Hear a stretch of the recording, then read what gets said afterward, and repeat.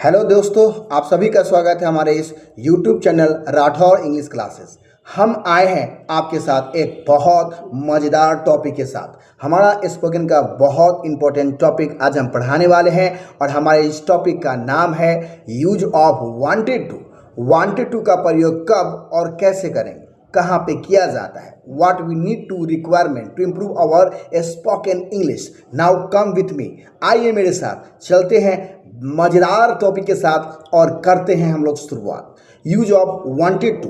Wanted to का मतलब होता है क्रिया की पहचान सदा वाक्य के अंत में किया जाता है। जिस हिंदी वाक्य के अंत में चाहा, चाही, चाहे, जैसे बोलचाल की भाषा में जब हम आप किसी से बात करते हैं तो बोलने के दरमियान यूज करते हैं कि हमें आप जैसे बोलते हैं किसी से बात करने के दरमियान में, वह हिंदी बोलना चाहिए, मैं पटना जाना चाहा, वह आपसे बात करना चाहिए, वह क्रिकेट खेलना चाहा।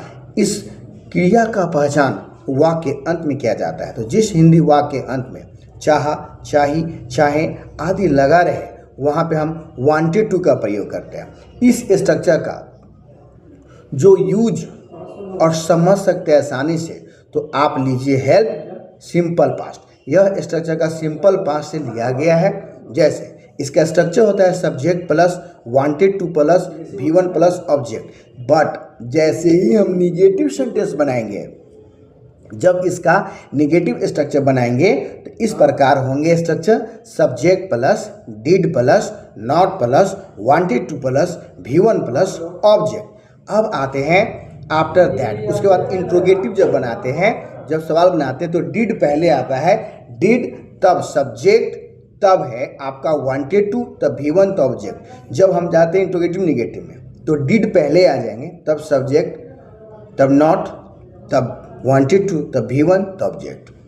अब आते हैं एग्जाम्पल की बात करते हैं। आप या हम जो भी स्ट्रक्चर पढ़ते हैं और उसका यूज ना करें तो यूजलेस हो जाएगा।